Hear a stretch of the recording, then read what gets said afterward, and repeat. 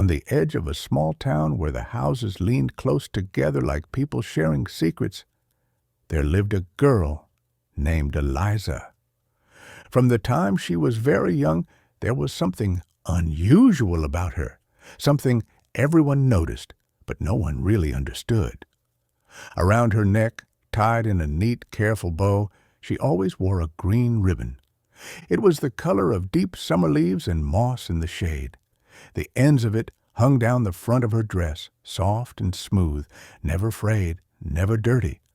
As she grew, her dresses changed, her shoes grew bigger. Her hair went from tangled curls to a more sensible braid. But the green ribbon stayed exactly the same. "Eliza, why do you always wear that ribbon?" the other children would ask her on the way to school. They would tug at their own collars, flick their scarves, twist their necklaces between their fingers. But Eliza's hand would go quietly to her neck, as if to protect the ribbon from the question. "It's just my ribbon," she would say, in a calm, even voice. "I like it." Most children would have been satisfied with that, at least after hearing it for the 10th or 20th or 100th time. But curiosity in children is like ivy. Even when you cut it back, it finds cracks to grow through. One boy once reached out to snatch the end of the ribbon, laughing, "Let's see what happens if—" He didn't finish his sentence. Eliza stepped back so quickly he lost his balance. The look she gave him made the laughter die in his throat. It wasn't angry, exactly. It was sharper than anger, and colder. Her fingers clutched the ribbon at her throat. "Don't," she said quietly. "Please don't." The boy's face reddened. I was just—" "Don't," she repeated. He didn't try again. Years passed. Summer washed into autumn, autumn into winter, winter into spring, and the town stayed much the same. People married, babies were born, old folks passed away. The bakery still opened at dawn, the church bells still rang on Sundays, and Eliza still wore her green ribbon. When she grew older, she began to help her mother in their little shop on the corner, sweeping the floor, arranging jars, counting coins with careful fingers. Customers would come in and greet her. "My, Eliza, you're growing up so fast," they'd say. "Still wearing that ribbon, I see." "Yes," she would answer politely. "I am." Some would smile and say nothing more. Others, the ones who had nothing better to do than poke around in other people's business, would tilt their heads and press a little harder. "Is it a gift from someone special, dear? A sweetheart, perhaps?" "No," Eliza would reply, smiling a very small smile. "It's just mine." They never got more than that out of her. When Eliza turned 16, her mother bought her a new dress for the spring fair, a pale blue one with a full skirt that fanned out like the petals of a flower when she spun. Eliza twirled in it, laughing as the fabric swirled around her legs. "It's lovely," she said. "Thank you." "You'll be the prettiest girl at the fair," her mother said fondly, brushing dust from Eliza's shoulders. "But are you sure you want to wear that old ribbon with it? We could get you a new one, a white one perhaps, or a blue one to match." Eliza's hand flew to her throat. "No," she said quickly. "No, this one is fine." Her mother's brows pinched together for a moment, but she sighed and let it go. "All right," she said, "if that's what you want." It was always what Eliza wanted, or at least it was always what she said she wanted. Nobody asked if it was something she needed. At the spring fair, with the air thick with the smell of sugar and grilled dough, Eliza met a boy named Thomas. He did not ask about the ribbon, not at first. He asked if she liked the music, if she wanted to try the sugared apples, if she wanted to see the juggler down by the fountain. He was tall and a little awkward, with kind eyes that crinkled at the corners when he smiled. Eliza found, to her surprise, that she liked talking to him. She liked the way he listened to her answers as if they mattered, even when she spoke about small things. The shop, the weather, the way the river looked at dusk. She liked the way he never seemed to push too hard. They met again, after that, and again. Sometimes in the market, sometimes by chance on the street, sometimes on purpose by the river, where the water moved slow and thoughtful. It was only after knowing her for some time that Thomas finally said, one evening, "May I ask you something?" They sat on the river bank, the grass whispering under them, the sky painted with streaks of pink and gold. "You may," Eliza replied, though she had a feeling she knew what the question would be. Thomas hesitated. Then, with a little laugh that sounded almost apologetic, he said, "Why do you always wear that green ribbon?" Eliza did not answer immediately. Her fingers brushed the satin, tracing its edge. "It was there before I remember anything else," she said softly at last. "Before words, before faces.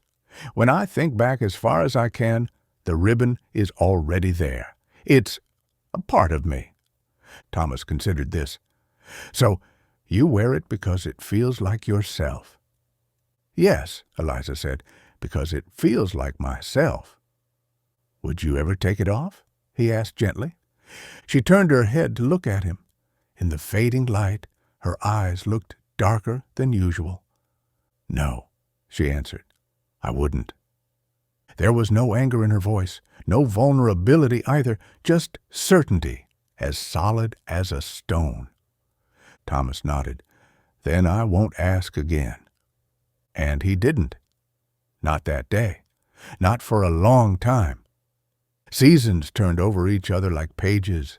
Eliza and Thomas grew closer. They walked together through the market, hands nearly touching, then not nearly, but entirely. They sat side by side in church, at festivals, in the little cafe with mismatched chairs. The town began to talk, as towns do, but the talk was kind. People liked them together. They were a good match, they said. When Thomas finally asked Eliza to marry him, he did it under the old elm at the top of the hill, where you could see the whole town spread out below like a toy version of the world. Her eyes filled with tears when she said yes. Her voice wavered just a little on that small, enormous word. The wedding, when it came, was simple but full of joy. Eliza wore a cream-colored dress with lace at the cuffs. Her hair was pinned up with little pearl pins. Around her neck, neat and sure, lay the green ribbon. Someone, a cousin, perhaps, leaned over during the feast to whisper to Thomas, "Aren't you going to ask her to take that thing off? On your wedding day, at least?" Thomas glanced at Eliza, laughing with her friends, her ribbon a band of green at her throat. "No," he said quietly. "I think if she wanted it off, it would already be gone." The cousins snorted, rolled their eyes, and turned away. Thomas watched his wife, his chest tight in a way he could not quite name. The ribbon bothered him sometimes, yes. Not because it was ugly, it wasn't, or because it clashed with anything she wore. It rarely did. It bothered him because it was a secret he was not allowed to share. Everyone, he supposed, was entitled to one or two private corners of themselves, but sometimes, in the quiet of the night, when Eliza's breathing was slow and steady beside him, he would reach out in the dark, and his fingers would brush the smooth silk. The knot was always exactly as tight as it had been in the morning. Time moved on. They moved into a house of their own on the same street where Eliza had grown up. They filled it with the clutter of two lives stitched together. Books, mugs that never seemed to match, blankets thrown over chairbacks, dried flowers in jars. They argued sometimes and made up. They laughed often. They learned how to live not just side by side, but together. And always through all of it, there was the green ribbon. In the mornings, Eliza tied it in front of the bedroom mirror. Thomas would watch the way her fingers moved, quick and practiced. "Doesn't it ever feel tight?" he asked her once, not quite able to stop himself. "Around your neck, I mean?" "It feels right," she said. "That's different from tight." He looked at her reflection. She looked back, eyes calm, and he let the matter drop. But the question stayed, like a small stone in his shoe. He could go on walking with it there, but it made every step just a little more uncomfortable. On their 5th anniversary, Thomas bought her a necklace, a delicate chain with a tiny silver charm. "It made me think of you," he said when he gave it to her. "It's beautiful," Eliza whispered, tracing the charm with her fingertip. "Thank you." She lifted her hair, and he fastened the chain at the back of her neck. For a moment, seeing her bare throat above the green line of the ribbon, he imagined what it would look like without it. Just skin, unmarked. "Will you wear it?" he asked, trying to sound casual. Eliza let her hair fall back into place. "I will," she said, "over the ribbon." And she did. The silver charm rested just above the green band, gleaming softly. The two sat together, an arrangement that might have satisfied a less curious man. But curiosity in adults is not so different from curiosity in children. It grows where it is not answered. Years went by. They grew older. Their lives thickened with memories. There were good days and bad days, quiet evenings and storms that rattled the window panes. Thomas got a streak of gray in his hair. Eliza got fine lines at the corners of her eyes like little sunbursts. Through all of it, the ribbon stayed as green as ever. One night, long after the house had gone still and the street outside had emptied, Thomas lay awake, staring at the ceiling. He could hear the clock in the hall ticking, the faint whistle of wind at the window. Beside him, Eliza slept, her face turned slightly toward him, her breath gentle and even. The moonlight slipped through the curtains in a pale strip fallen across her throat. The ribbon shone softly, a darker line in the silver light. The old questions rose again, one by one, like ghosts. Why won't she take it off? What is she hiding? What could possibly happen if— He swallowed. "Eliza," he whispered. "Eliza, love, are you awake?" She did not stir. He lay there for a long time, wrestling with himself. His heart beat hard against his ribs. One part of him hissed that he ought to stop being foolish, go to sleep, let it go. Another part, deeper and more impatient, muttered that he had waited long enough. He turned carefully onto his side. "Liza," he tried again, a little louder. "Can you hear me?" Still, she did not move. Her hand was curled near her face, the fingers relaxed. The ribbon's knot lay at the side of her neck, the bow resting on her collarbone. Thomas reached out. "Eliza," he whispered, I just want to know." His fingertips brushed the satin. It was cool, even in the warmth of the bed. He hooked one finger under the edge of the bow. He thought, for a moment, that her breathing changed. But when he paused, listening, it sounded the same as before. Slow, steady, untroubled. "I'll tie it back," he murmured, though she couldn't hear him. "I promise. I just need to see." His hands were not clumsy. He had tied ties, untied knots, undone earrings, small latches, tiny buttons. The ribbon's knot gave way easily under his fingers, as if it had been waiting for this all along. The bow loosened. The ends of the ribbon slipped through the knot in one smooth, silent motion. For a heartbeat, nothing happened. The ribbon fell into his hand, a soft green snake of silk. He stared at her throat. In the pale wash of moonlight, he saw a line, faint at first. Then, as he watched, it darkened, a thin, terrible shadow that ran all the way around her neck. It was not a bruise. It was not a mark pressed into flesh from too tight fabric. It was a gap, a seam. His breath caught. "Eliza?" His voice shook. "Eliza, wake up." Her eyes opened. She looked at him for a long moment, as if she had been expecting this. "Thomas," she said quietly. Her head moved. Not a small turn or tilt, but a slow, complete roll forward. It slid from her neck as easily as a cup might slide off a table if you pushed it too far. It fell onto the pillow with a soft, awful thump. Her body remained where it was, still and upright under the covers. Her head rested beside him, hair fanning over the linen. Her eyes blinked once, twice.